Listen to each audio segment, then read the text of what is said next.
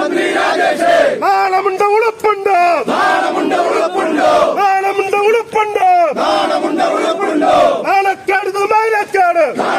നാണക്കേട് രാജിവെച്ച് പാപ്പുറത്ത്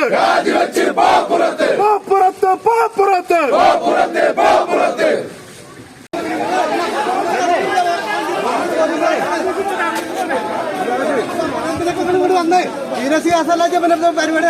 വന്ന് അപ്പൊ നിങ്ങളെന്താ കൊണ്ടേക്കോളെ പതിനെ പറഞ്ഞ് കൊണ്ടുപോവാ